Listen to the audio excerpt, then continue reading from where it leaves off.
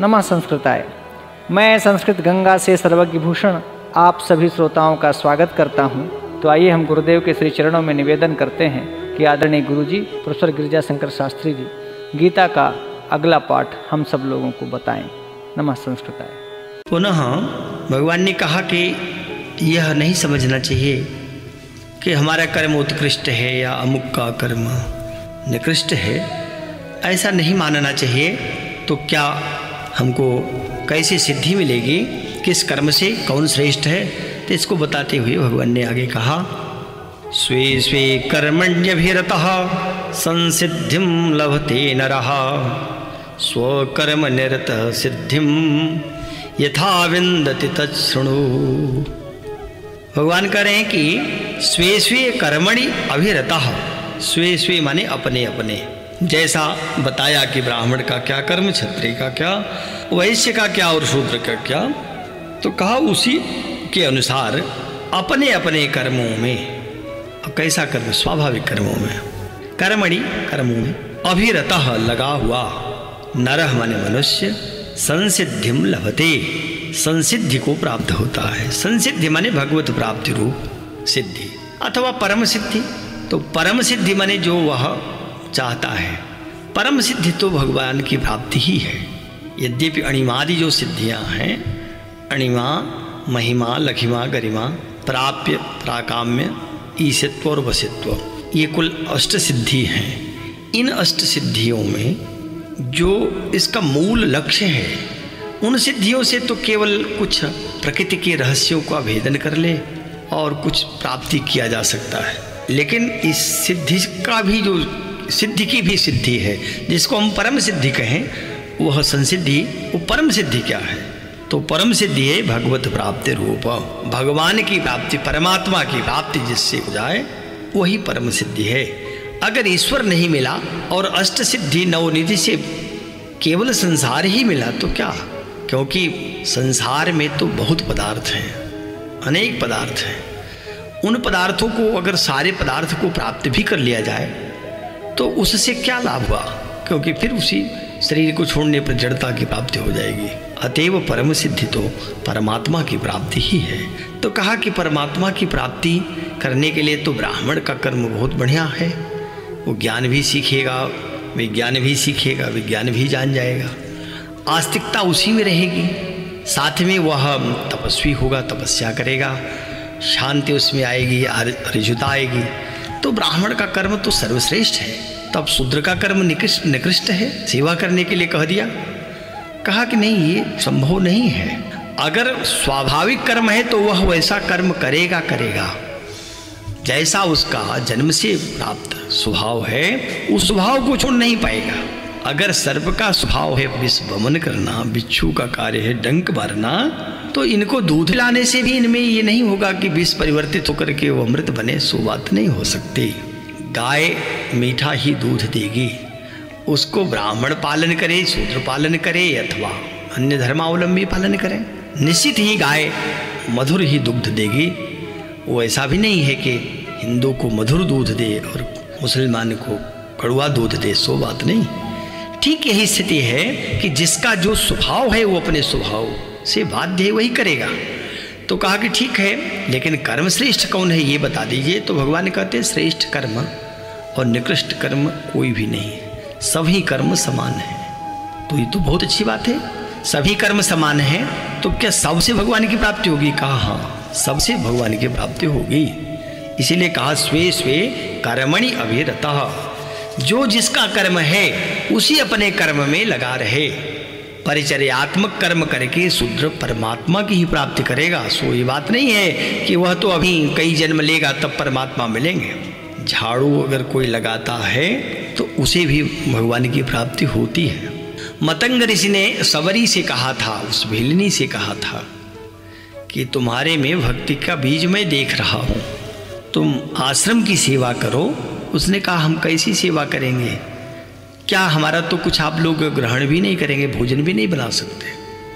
तो कहा कि नहीं, तुम केवल ये करना कि मार्ग की सफाई करना और साथ में आसन लगा देना, पूजन की सामग्री आदि इकट्ठी कर देना, बस तुम्हारा यही कार्य रहेगा, भगवान का स्मरण करना। इसी कर्म से, तुम्हारे इतने कार्य से मैं बता रहा हूँ कि एक न एक दिन भगवान तुम्हारे पास आएंगे, भगवान मिलेंगे।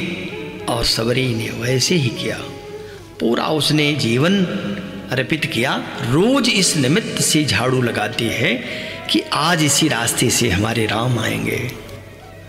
जब वो आसन बिछाती है, ये विचार करती है इस पर राम बैठेंगे। जब सफाई करती है तो उसमें उसका भाव यही होता है। और इस प्रकार से बहुत सारे कवियों ने, भक्तों ने वर्णन किया है।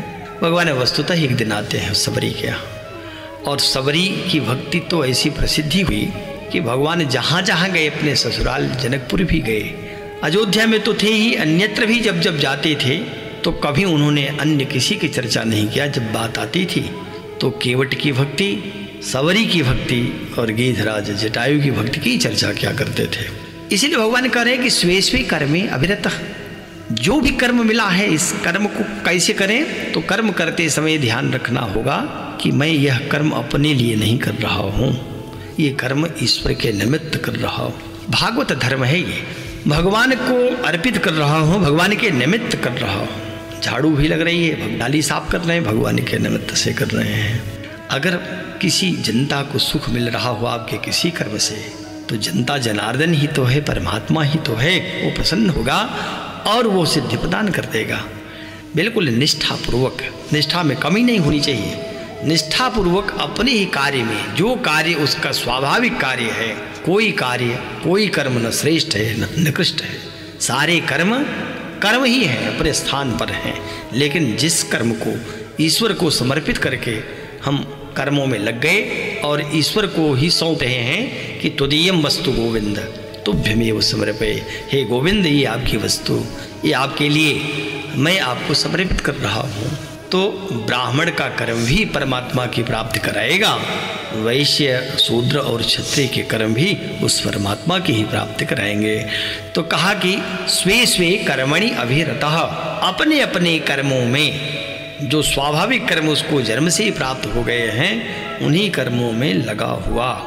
नरह कह दिया, ये नरह कह करके विशेष बात कही।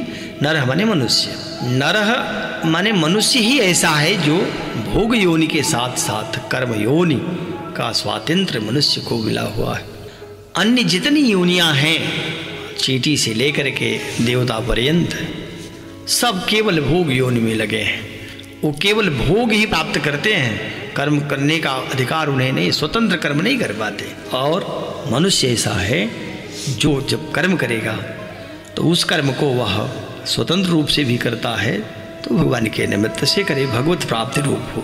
तो कहा कि ऐसा जो व्यक्ति अपने वर्णानुसार, वर्ण धर्मानुसार, अथवा जो उसका सहज कर्म है उस कर्म के अनुसार परमात्मा के प्रीत्यर्थ कर्म को सौंप दे रहा है।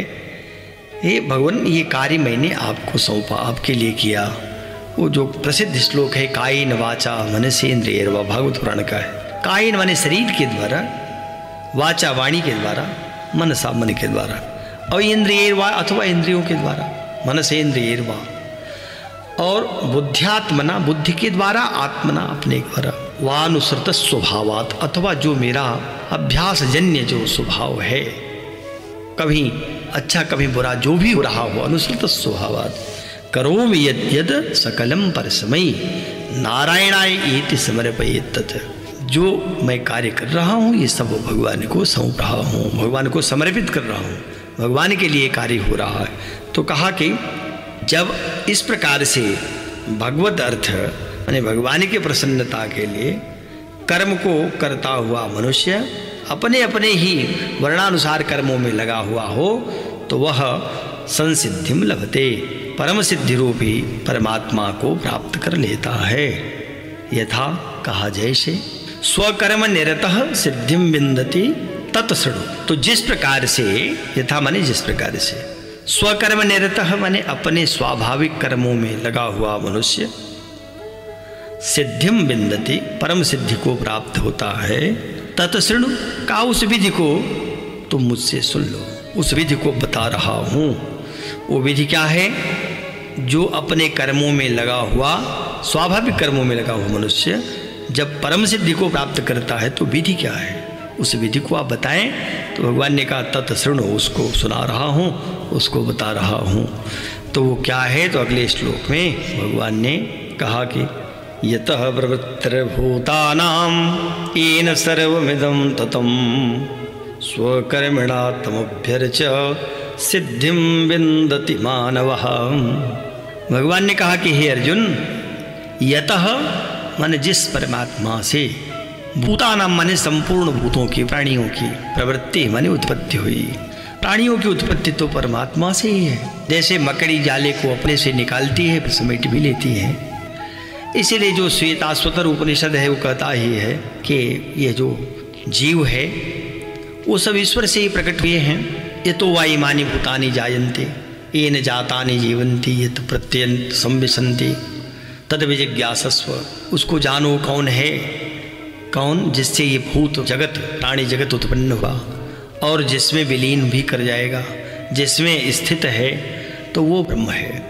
उसी ब्रह्म से, उसी परमात्मा से जगत बनता है और पुनः ये उसी में विलीन करता है। इसलिए किसी प्रकार का भय नहीं, परमात्मा में तो है, उससे भाग कर कहाँ जाएंगे।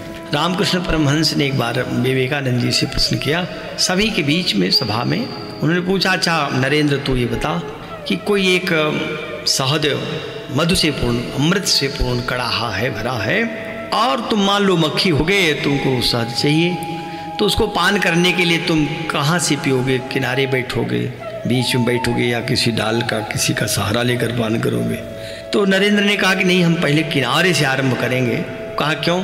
कहा इसीलिए कि कहीं ऐसा न हो कि हम बीच में गए तो डूब न जाएं।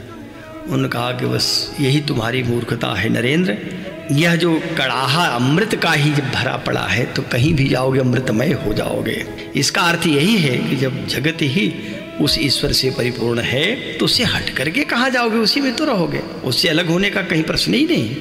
तो यहाँ भगवान श्री कृष्ण ने कहा यतः जिस परमात्मा से भूतानां प्रवृत्ति, संपूर्ण भूतों की उत्पत्ति हुई, और येन इदम सर्वम ततम, ततम जिससे यह संपूर्ण जगत, तत है, तत् माने व्याप्त है। तत् ये तनु विस्तारे धातु से ही तत् बनता है, माने विस्तृत है, परिपूर्ण है उस परमात्मा से। पूर्णमदः पूर्णमिदं पूर्णाद पूर्णमुदच्यते, तो वह पूर्ण है। इसका ये ततम माने व्याप्त है। कैसे व्याप्त होता है? तो इसके लिए कहा कि जैसे बर्फ जल से व्याप्त है, वैसे ही संपूर्ण संसार उस सच्चिदानंद परमात्मा से पूर्ण है, व्याप्त है। अब बर्फ है, जल का ही बर्फ बन गया है। यही स्वामी जी कहते हैं कि यह जो दिखाई देता है, यत सत्वाद अमृषैव भाति सकलम रज्जौ यथा हेर्ब्रह्म, उसी ब्रह्म की सत्ता से ये सत्यवत प्रतीत होता है। तो ठीक ही है, जल बर्फ बन गया तो बर्फ दिखाई देने लगा, लेकिन है तो जल ही। कहा कि इदम सर्वम ततम, इसीलिए जन्मादिश्य, तो भागवत भी कहता है, पहला ही उसका श्लोक, जन्मादिश्य तो मयादित्यर्थार्थी विजय स्वराट। तो जन्मादिश्य माने जन्म मरण जिसमें हो रहा है, और ब्रह्मसूत्रकार ने भी यही कहा कि जन्माद्य, जन्मादिश्य माने जन्म आदि, तो जन्म के साथ मृत्यु भी, पालन भी जिसमें हो रहे।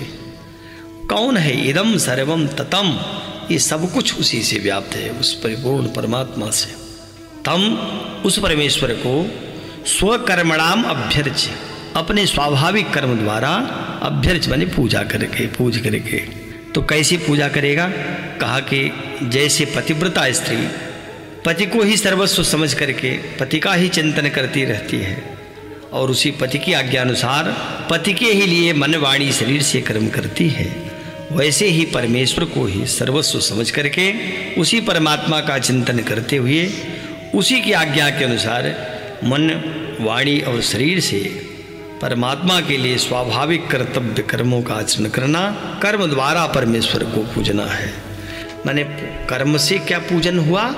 माने हम अपना जो भी कर्म कर रहे हैं वो सारे कर्मों को परमात्मा के लिए करना है, उसी को समर्पित कर रहे हैं, और मन बुद्धि चित्त सब कुछ उसमें अर्पित करके ही कर्म करते रहने से स्वकर्मणाम, अपने स्वाभाविक कर्मों द्वारा अभ्यर्च्य, पूजा कर रहे हैं। तो पूजा जैसे सबरी ने किया, और सबरी की पूजा से प्रसन्न होकर के भगवान पहुंच जाते हैं उसके पास में, तो जो झाड़ू लगाता हो, जो नाली साफ करता हो, वो उसी कर्म से परमात्मा को प्राप्त कर लेगा। इसीलिए कह रहे हैं भगवान कि तम स्वकर्मणाम अभ्यर्च, उस परमेश्वर को, तम यहाँ परमात्मा के लिए अपने कर्मों के द्वारा, यानी जो सहज कर्म प्राप्त हो गए हैं वर्णानुसार, जो जन्म के साथ आए हैं, उसी से भगवान की अभ्यर्चना करता हुआ, पूजन करता हुआ मानव सिद्धिं विन्दति, मनुष्य सिद्धि को, माने परम सिद्धि को प्राप्त हो जाता है। तो परम सिद्धि को प्राप्त होता है माने परमात्मा को प्राप्त कर लेता है। अब भगवान ने कहा श्रेयान् स्वधर्मो विगुणः परधर्मात् स्वनुष्ठितात् स्वभाव नियतं कर्म कुर्वन्नाप्नोति किल विषम्। भगवान कह रहे हैं कि श्रेयान् स्वधर्मो विगुणः, माने स्वनिष्ठितात् परधर्मात् विगुणः अपि स्वधर्मः श्रेयान्।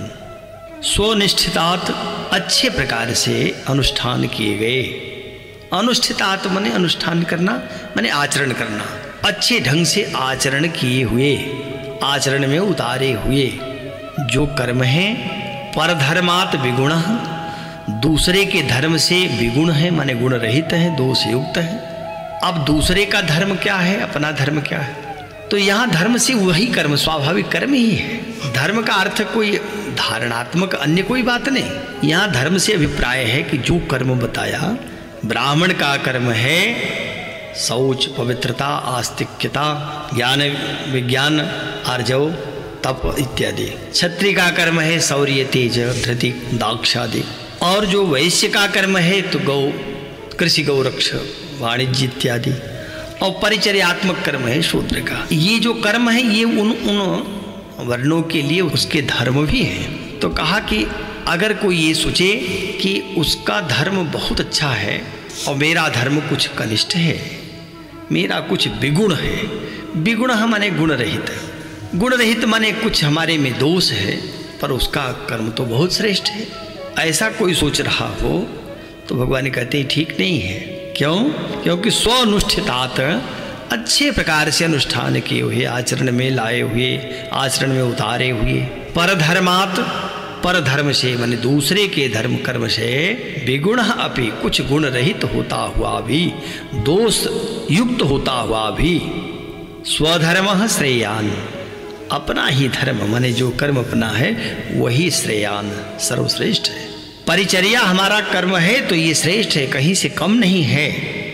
दूसरा तो ज्ञान विज्ञान प्राप्त कर रहा है ज्ञानी विज्ञानी, तो वो ज़्यादा श्रेष्ठ, सो बात नहीं। अथवा अगर उस ब्राह्मण को ही लगे कि हमारा कर्म तो कुछ कम है, शौर्यता होनी चाहिए थी, दक्षता आनी चाहिए हमारे में, या हम भी युद्धे चाप्य पलायनम होना चाहिए, तो सो ठीक नहीं, क्योंकि वह उसका धर्म नहीं। इसीलिए भगवान करें स्वधर्म, अपना ही धर्म श्रेष्ठ है, श्रेयान, सर्वश्रेष्ठ है, श्रेष्ठ है और श्रेयान माने कल्याणकारी भी है। अपना ही धर्म ज़्यादा कल्याणकारी है, भले ही वो दूसरे की अपेक्षा कुछ विगुण दिखाई देता हो, कुछ गुण रहित दिखाई देता हो, कुछ कम दिखाई देता हो, लेकिन अपने ही धर्म में आचरण करना चाहिए। दूसरे का धर्म चाहे कितना भी श्रेष्ठ क्यों न हो, पर थोड़ा अपना किया, थोड़ा और किसी का फिर उसका भी कर लें। इस प्रकार का जो अनुष्ठान करता है उस कभी भी सिद्धि को प्राप्त नहीं हो पाता, उसकी साधना अवस्था भी रहती है और साधना भी बिगड़ जाती है। इसलिए जो एक कर्म अपने अनुकूल पड़ा, जिसमें स्वाभाविक रुचि है, जो जन्म से प्राप्त है, उसी अपने कर्म को, धर्म को करता हुआ, भले ही वो विगुण दिखाई देता हो, कुछ गुण रहित दिखाई देता हो, किससे? दूसरे के धर्म से, दूसरे के कर्म से। भगवान कहते परधर्मात् विगुणः अपि स्वधर्मः श्रेयात्, माने दूसरे के धर्म से कुछ गुण रहित होता हुआ भी अपना धर्म, कैसा? स्वनिष्ठितात्, जिसको आचरण में उतारा है, जिसका सम्यक प्रकार से अनुष्ठान किया है, वह अपना धर्म श्रेयान, श्रेष्ठ है। क्यों श्रेष्ठ है? क्योंकि स्वभाव नियतम कर्म, स्वभाव से नियत किए हुए कर्म, स्वधर्म रूप कर्म को स्वभाव से नियत हुआ, माने जन्म जन्मांतर तक जैसी साधना किया, उन साधना के अनुसार वह वस्तु अपने को प्राप्त हुई, वैसा स्वभाव बन गया, वैसी सहजता आ गई, तो ऐसे स्वभाव से नियत किए हुए जो कर्म है, कर्म माने स्वधर्म रूप कर्म, जैसे परिचर्या करना ये शूद्र का धर्म है, वही उसका कर्म भी है। कर्म ही धर्म बन जाता है, क्योंकि कर्म से धर्म अधर्म दोनों की उत्पत्ति होती है। किया गया कर्म ही, शुभाशुभ कर्म ही धर्म अधर्म बन जाता है।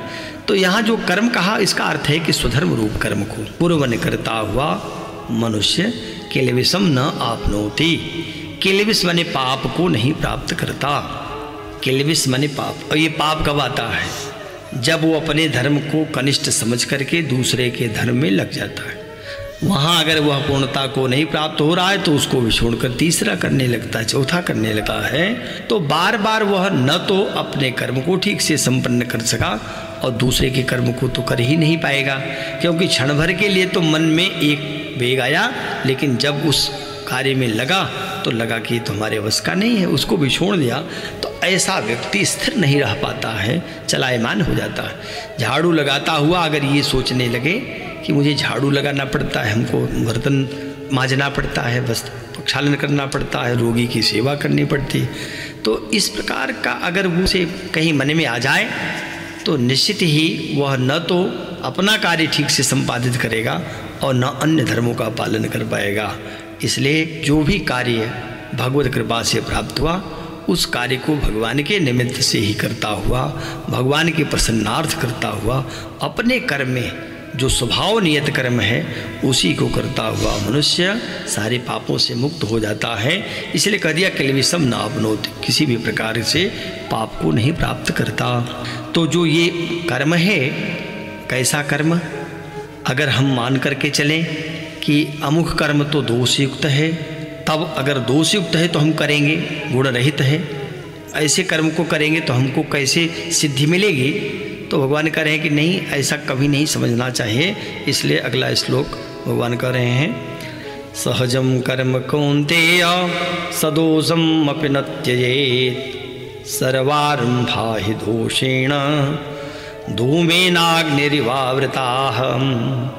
भगवान ने कहा कि सहजम कर्म कौन्तेय, हे कौन्तेय, हे कुंती पुत्र अर्जुन, सहजम कर्म सदोषम अपि, सदोषम अपि सहजम कर्म न त्यजेत।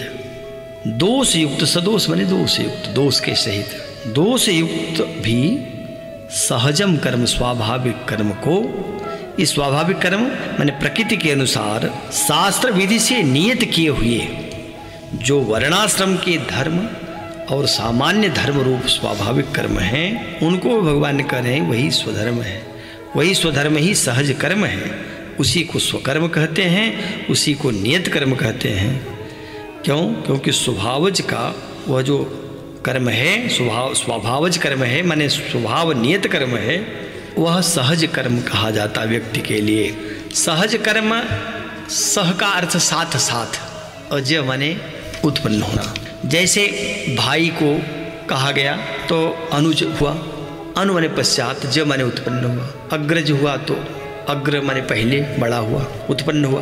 तो सहज माने जो साथ साथ उत्पन्न हो रहा है, साथ जो आ रहा है, सहैव जायते, साथ साथ जो आया। तो कब कैसे साथ आया?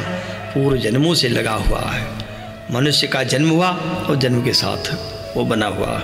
इसीलिए सहजम कर्म सदोषम अपि न त्यजेत्, दोष युक्त भी सहज जो कर्म है। शास्त्रों में भी कहा है कि पौरोहित्य कर्म अति मंदा, जो पौरोहित्य कर्म है मंद है।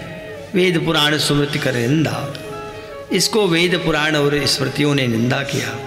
अथवा ये कहें कि भागवतकार ने भी कहा कि अकिंचनानाम ही धनम शिलोच्छनम तेने है निर्वर्तित साधु सत्क्रियाम, जहाँ विश्वरूप से देवताओं ने प्रार्थना किया था कि पुरोहित बन जाइए। तो पौरोहित्य कर्म मंद है, लेकिन जो जिनके परंपरा में पौरोहित्य कर्म है उनके लिए वह सहज कर्म है। अब सहज कर्म नाविक है, वो मछली पकड़ता है, जाल लगाता है, तो मछली भी एक प्रकार से जीव है, उसकी भी तो हत्या हो रही है, लेकिन उसका वो सहज कर्म है। तो जिसका जो कर्म सहज कर्म है, जो परंपरा से आया, भले वो दारुण कर्म दिखाई पड़ता हो, जल्लाद को अगर ये ड्यूटी दी गई, फांसी की सजा हुई तो उसका वध करे, तो जल्लाद कभी भी दोष को प्राप्त नहीं होगा, क्योंकि उसका वो सहज कर्म है। अच्छा, सहज कर्म इस रूप में भी देखें, प्रत्येक इंद्रिय अपने अपने कार्य में लगी हुई है, और जिस इंद्रिय का जो कार्य है उसमें भी देखें तो दोष लगा हुआ है। ना कहे तो निश्चित ही उस नासिका से मल आएगा, नाक आएगा, कर्ण में खूंट आते हैं, कान में, ठीक है, मल आदि जीभ से भी आ जाते हैं, प्रक्षालन करना पड़ता है, नेत्र में भी कीचड़ आ जाते हैं।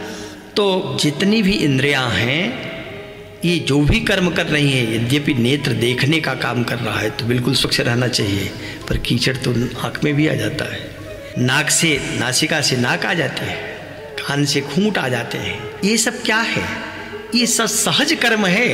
इसमें कोई कहे कि अब ये तो बड़ा गड़बड़ है, डॉक्टर से अब हम इसको ठीक करा देते, बंद करा देंगे, तो अगर ऐसा कर लेगा तब तो वह प्रकृति को भी नष्ट करने पर तुल गया और स्वयं को नष्ट कर लेगा। इसीलिए जो भी कर्म जिसके लिए निर्धारित कर दिया गया है, जो उसकी वंश परंपरा से चला आया है, उसी अनुरूप जन्म भी होता है। ब्राह्मण का कार्य है जब तब करना, संध्या वंदन आदि करना और पूजा पाठ करना कराना, यज्ञ करना कराना। क्षत्रिय का कार्य है प्रजा की रक्षा करना, और वैश्य का कार्य है गोरक्षा करना, कृषि कर्म करना। शूद्र का कार्य है परिचर्या करना। तो ये सारे कर्म सहज में उसको प्राप्त हो गए हैं। नाई के बेटे को कैसे चलानी है, कैसी बताने की बहुत आवश्यकता नहीं होती, वो देखता हुआ सीख जाता है। बढ़ई का बेटा लकड़ी के अच्छे कार्यों को संपादित कर देता है, लौहकार का बेटा लोहे का कार्य ठीक ढंग से संपन्न करता है, कुम्हार का बेटा वो देखता हुआ कि पिता कैसे मिट्टी का मर्दन करता है, घड़ा बना लेता है, चाक कैसे चलाता है, वो देखता हुआ जान लेता है। तो ये सहज कर्म है, सब उसके वंश परंपरा से प्राप्त हो गए हैं, और प्रकृति उसी अनुसार उनको जन्म भी उसी के यहाँ देती है, जहाँ पहुँच करके अपने स्वभाव के अनुसार उस कर्म को संपादित करेगा। इसलिए भगवान कह रहे हैं कि कर्मों में दोष मत ढूंढिएगा कि हमारा कर्म वैगुणी है, किसी से कुछ घटिया हो गया, दूसरे का श्रेष्ठ है। तो भगवान कह रहे हैं कि हे कुंती पुत्र अर्जुन, सहजम कर्म कौन्तेय, सहज कर्म, स्वाभाविक कर्म को सदोषम अगर दिखाई देता है तो दोष युक्त है, जीव की हिंसा हो जाएगी। अरे किसमें जीव की हिंसा नहीं हो रही है? जो यज्ञ करेगा तो यज्ञ में जो तिल है, चावल है, जौ है, घी है, उसमें भी लकड़ी है, उसमें जीव हत्या हो जाती है हवन के समय में। क्षत्रिय रक्षा कर रहा है, उसमें अगर सेना सीमा पर लगी है और उधर से कहीं पड़ोसी देशों से सेना को अथवा देश को कहीं घात हो सकता है, तो सेना उसका वध करती है, दुश्मन को परास्त करती है, शत्रु का वध करती है, उसको उससे दोष नहीं होता, उसका सहज कर्म है। और डॉक्टर का सहज कर्म है मरीज की रक्षा करना, इंजीनियर का काम है वो पुल बनाना, निर्माण करना, भवन इत्यादि बनवाना। तो ये सबके अपने सहज कर्म हैं। कोई ये समझे कि हमारा कर्म कुछ विगुण है, माने दोष रहित है, दोष युक्त है या गुण रहित है, दूसरे का कर्म श्रेष्ठ है, तो कहा कि यह ठीक नहीं है। दोष भले ही दिखाई देता हो, कुछ हो भी सकता है, तो दोष युक्त जो कर्म है उसको न त्यजेत, नहीं त्यागना चाहिए, क्योंकि वह उसका सहज कर्म है, साथ साथ कर्म आया है। तो कहा ये कैसे? तो उदाहरण दे करके भगवान बता रहे हैं, ही माने क्योंकि सर्वारंभा ही दोषेण धूमेन अग्निरिवावृता। धूमेन माने धुएं से, अग्नि ही अग्नि के सदृश, ये माने समान। जैसे अग्नि जलाएंगे तो ये समझें कि अग्नि ऐसी निर्मल जले कि कहीं धुआं न हो, तो संभव ही नहीं है। यत्र यत्र धूमस तत्र तत्र वहनी, और यत्र यत्र वहनी तत्र तत्र धूम, ही तो संगति बनाते हैं हनुमान आदि में। इसका अर्थ ये है कि आग है तो धुआं होगा। तो अगर धुआं है, कोई कहे कि तो दोष है अग्नि का, तो ऐसी कोई अग्नि कहीं मिलने वाली नहीं है जिसमें धुआं ही न हो। अब ये दोषयुक्त कर्म हुआ, तो दोषयुक्त भले हो लेकिन सहज कर्म है, हमको करना है। सहजम कर्म कौन्तेय, इसीलिए कहा कि धूमेन अग्नि इव, धुएं से अग्नि के समान, सर्वारंभा सभी कर्म किसी न किसी दोषेण आवृता, दोष से आवृत है। सारे कर्म जितने हैं, जैसे अग्नि धुएं से युक्त है, वैसे सारे कर्म कहीं न कहीं दोष युक्त हैं। अतएव कोई ये कहे कि हम अपने कर्म को विगुण मानते हैं, हम इसका त्याग करेंगे, तो यह उचित नहीं है। इसलिए भगवान ने समझा दिया कि हे अर्जुन, भले ही थोड़ा दोष हो, लेकिन जो स्वाभाविक कर्म है अपने उसे करना चाहिए, उसका त्याग नहीं करना चाहिए। क्योंकि जैसे अग्नि धुएं से रहित हो नहीं सकती, उसी प्रकार से जितने भी कर्म हैं सब कहीं न कहीं दोष से आवृत हैं, दोष से घिरे हुए हैं। अतएव जिसका जो सहज कर्म है उसे करते रहना चाहिए। अभी तक भगवान ने कहा कि कर्म जो हैं ऐसा एक भी कर्म नहीं है जो दोष रहित हो। सभी कर्म कुछ न कुछ दोष से युक्त अवश्य रहते हैं। जैसे अग्नि ही है तो धूम से युक्त रहती है, ठीक उसी प्रकार से अन्य जो भी कर्म हैं उनमें कुछ न कुछ दोष है। तो यदि दोष हैं तो कर्म ही न किया जाए। तो कहा कि नहीं, कर्म तो करना चाहिए। कैसे कर्म करे? तो इसके लिए भगवान ने आगे कहा, असक्त बुद्धि सर्वत्र जितात्मा विगत स्पृहः नैष्कर्म्य सिद्धिं परमां संन्यासेनाधिगच्छति। भगवान ने कहा कि हे अर्जुन, सर्वत्र माने सभी जगह, असक्त बुद्धि, असक्त का अर्थ होता आसक्ति रहित, तो आसक्ति रहित बुद्धि वाला, विगत स्पृह और स्पृहा रहित।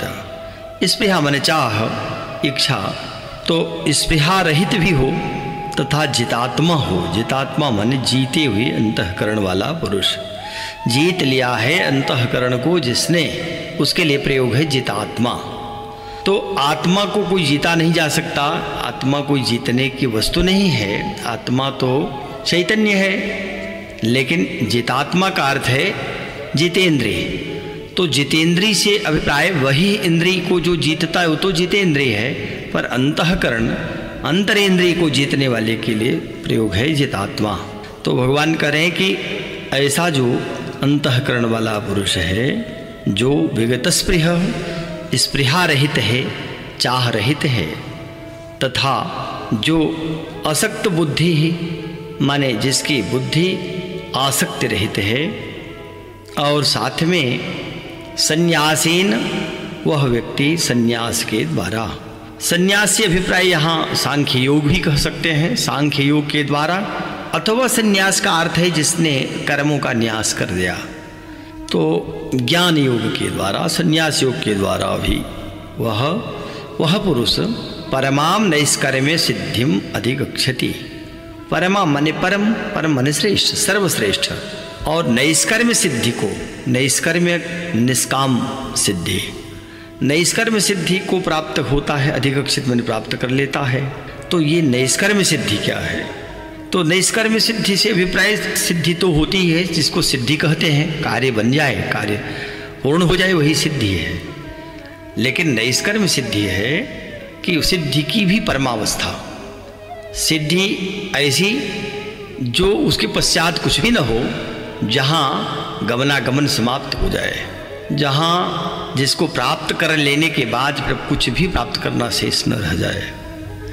एक ढंग से कहा जाए तो जो शुद्ध परब्रह्म परमात्मा है, उसी परमात्मा की प्राप्ति ही परम सिद्धि या नैष्कर्म्य सिद्धि है। और नैष्कर्म्य निष्काम कर्म, तो इसका अभिप्राय यही है कि जो कर्मयोग का, निष्काम कर्मयोग की जो उत्तरार्ध की अवस्था है, वही है परम सिद्धि। और परम सिद्धि माने वह नैष्कर्म्य कर्म से जो सिद्धि प्राप्त हुई है, जिसके पश्चात अब कुछ भी प्राप्त करना शेष नहीं है, अर्थात परमात्मा की प्राप्ति। तो परब्रह्म परमात्मा की प्राप्ति यही नैष्कर्म्य सिद्धि है। और इसके लिए भगवान कह रहे हैं कि यह कैसे प्राप्ति होगी, नैष्कर्म्य सिद्धि की प्राप्ति कैसे हो सकती है। सिद्धि के लिए तो बहुत बार बता दिया, पूर्व में ही बताते रहे, ऐसा कार्य करने से सिद्धि की प्राप्ति हो जाती है, और पराम सिद्धि लभते, ऐसे भी प्रसंग आ चुके हैं। तो निष्काम कर्म ही जब अपना फल देता है, तो उसी की सिद्धि को हम नैष्कर्म्य सिद्धि, सभी इस ऐसी सिद्धि को ही आचार्यों ने परम सिद्धि कहा अथवा नैष्कर्म्य सिद्धि कहा है। तो इसका अभिप्राय हुआ कि जो साधक, जिसने अपने अंतःकरण को जीत लिया है, जिसने अंतःकरण मने मन बुद्धि चित्त अहं, ये अंतःकरण चतुष्ट है, ये चारों अंतरेंद्रिय हैं। ये कभी भी इनकी स्थिति जब 10 इंद्रियों के साथ मन बुद्धि चित्त अहंग जुड़ते हैं तो बहिर्मुख हो जाते हैं, और बहिर इंद्रियों के साथ जब इनका संबंध नहीं होता तो अंतर्मुखी रहते हैं।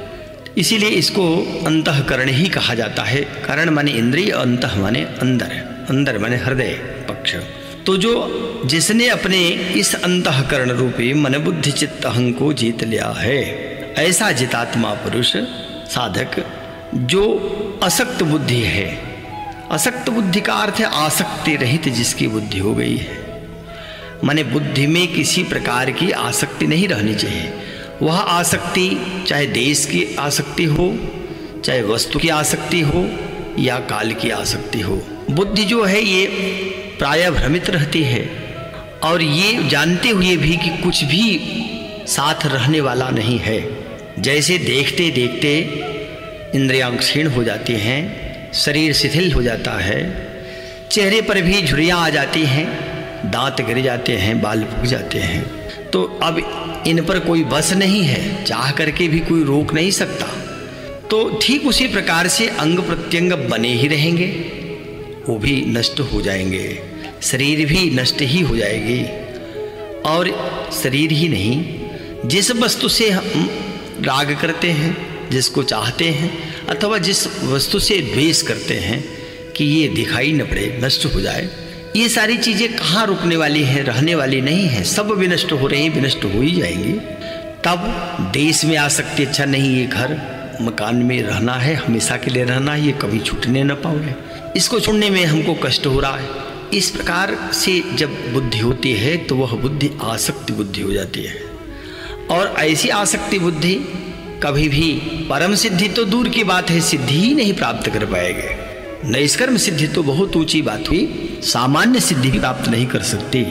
इसीलिए सर्वत्र माने सभी, सर्वत्र कह करके बता दिया कि देश हो चाहे काल हो चाहे स्थिति हो, वस्तु हो, किसी में भी आसक्ति नहीं होनी चाहिए। सर्वत्र से अभिप्राय यही है। देश माने स्थान से मोह हो जाता है कि हमको अमुक जगह ही रहना है, ये हमारा अपना निजी भवन है, इसमें हम साधना करेंगे, या इससे हमको सुख मिला है तो इसको हम छोड़ नहीं पाएंगे इत्यादि। तो जैसे किसी स्थान से मोह हो जाए, भवन से मोह हो जाए, वस्तु से प्रेम हो जाता है कि अमुक वस्तु हमारी है, अब हमारे पास ही रहे, कहीं जाए ना। काल से भी मोह हो जाता है कि उस काल में ऐसा देखा, लाभ उठाया, हमारे लिए बड़ा अनुकूल रहा, यही काल आगे भी बना रहे। तो काल कहाँ बना रहने वाला है? काल तो आज या जिस क्षण जो बीता, ये पुनः जीवन में दोबारा कभी प्राप्त होगा, इसको संभव नहीं। अतएव न तो काल में आसक्ति हो कि हमारा बचपना तो बहुत सुंदर था, ऐसा ही बराबर बना रहे, संभव नहीं होता। तो उसमें बुद्धि को ही हम क्यों आसक्ति जन्य बना लें, आसक्ति युक्त क्यों करें? इसलिए न तो वस्तु में, न देश में, न काल में, किसी चीज में कभी भी आसक्ति न रखे। इसीलिए भगवान ने सर्वत्र शब्द प्रयोग कर दिया। सर्वत्र असक्त बुद्धि है, सभी जगह, देश काल स्थिति वस्तु इत्यादि में, सब में अमुक व्यक्ति अपना है, अमुक मित्र अपना है, ये अपने माता पिता हैं, सदैव बने रहें। इस प्रकार की जब इच्छा होती है तो इसका अर्थ है बुद्धि में आसक्ति आ गई, तो यह आसक्ति भी समाप्त हो जानी चाहिए। और यहीं तक नहीं, तृण से लेकर के ब्रह्मलोक पर्यंत जितनी वस्तुएं हैं, सब वस्तुओं में, सभी में, सब चीजों में आसक्ति नहीं आनी चाहिए बुद्धि में। इसीलिए भगवान कह रहे हैं कि ऐसा जो साधक साधना करता हुआ जब इस स्थिति में आ गया कि उसको अब परम सिद्धि की प्राप्ति चाहिए, तो कैसे होगा?